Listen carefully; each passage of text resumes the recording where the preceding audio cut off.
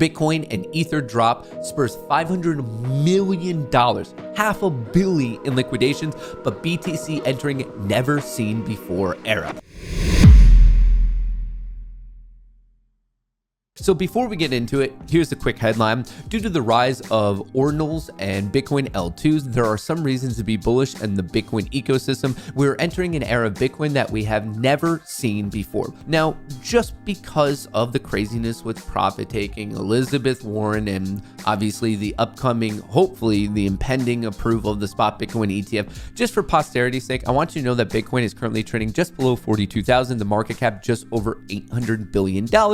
But I posted this on Twitter. Make sure you find me on Twitter.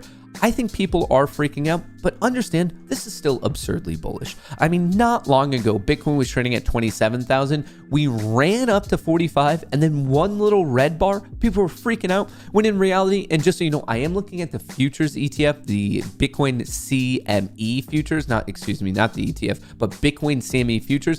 There's a little bit of a downside gap, so I'm kind of targeting just below 40,000. And guess what? Even if that hits, it cleans up the chart. The EMA cloud still strongly to the upside, and it doesn't change the fact that year to date, Bitcoin is up 153%. In the past month alone, it's up 14.5%. Yeah, a little bit of a healthy breather, and whatever is prompting it, that's the catalyst, so be it. To me, this is a healthy, reasonable pullback. Now, before we get into the story of liquidations, I just wanted this out there for posterity's sake. I found this to be really interesting. The world's top 10 Bitcoin holders. Coming in at number 3, we have Grayscale with 428,000. Number 2, you have Binance at 643,000 Bitcoin. And then numero uno, Satoshi himself, 1.1 million. But look at the entire list of 10. Robinhood, number 10.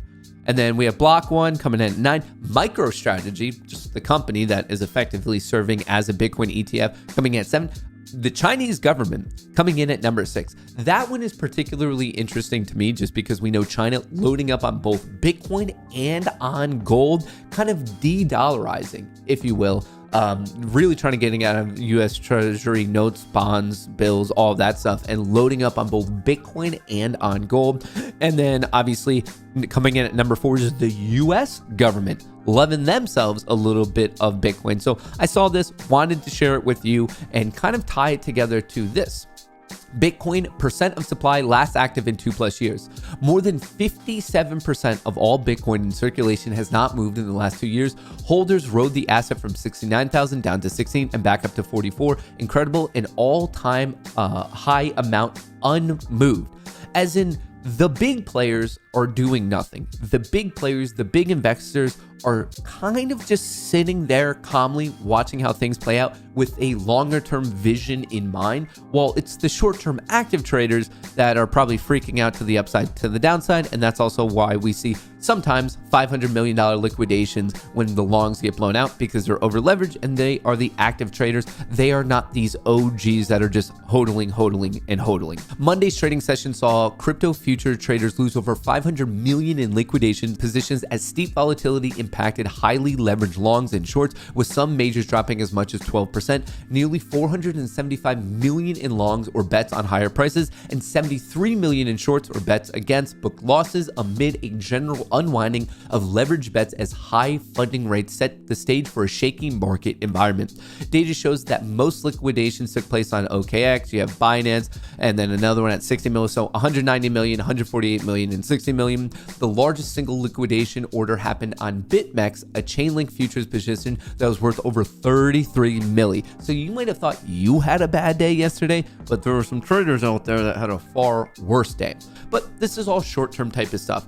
I myself, in the medium and in the long term, think things still are looking pretty good. And if anything, I think a better question is, how did it go so far so fast without a breather, rather than why are we taking a breather now? Because it really just ripped for 8 weeks. And who knows, we don't even know the conclusion of this week. We still might have 9 green weeks in a row. Momentum has been consistently building in the Bitcoin builder space all year, and we are now seeing the markets reflect the excitement around the increased activity due to the rise of ordinals and Bitcoin L2s. There are reasons to be bullish on the Bitcoin ecosystem. We are entering entering an era of Bitcoin that we have never seen before. I expect the interest in Bitcoin to increase a lot in 2024 with potential ETF approvals, the halving event, and the influx of new developers. I know that a lot of people are always using this example of the spot Bitcoin ETF approval. And you might be thinking to yourself, I get that everyone's saying it, but like, is there any history that would suggest this is going to be a good thing for the underlying commodity? And the answer is yes. It is very likely we are on the eve of a Bitcoin spot ETF. The first commodity ETF was a Spider Gold Trust. It provided a simple way for investors to access gold in their portfolio. When it launched, gold went on an 8-year rally with no single down year between 2005 and 2012. So here is hardcore evidence of how something similar, not the exact same, but similar played out in the past. And the reason that people are using for the spot Bitcoin ETF is not only to get regulatory approval, but people with retirement accounts and things of that nature get easy access to gold.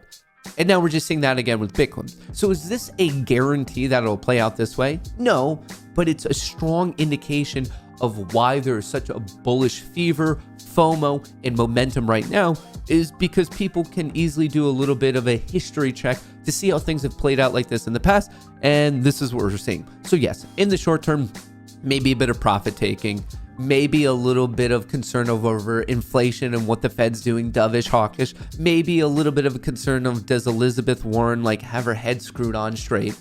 But to me, in the medium to long term, does it change anything? No. Very excited about the spot Bitcoin ETF. Very excited that people are starting to realize how much of a complete farce monetary policy is within the US. And then an influx of more knowledge, more developers. To me, yes, there's pros, there are cons, but in my own personal estimation, the pros very much outweigh the cons when you consider what's going on in the world of Bitcoin. Obviously, those are my own thoughts and opinions. I implore you to do your own research, but I think it's a little bit stubborn and pig-headed to just completely write this off the way Jamie Dimon, Elizabeth Warren, and other people do of just being, I guess as Munger would say, a venereal disease. I think they're missing a point a little bit. But once again, that's my own humble opinion.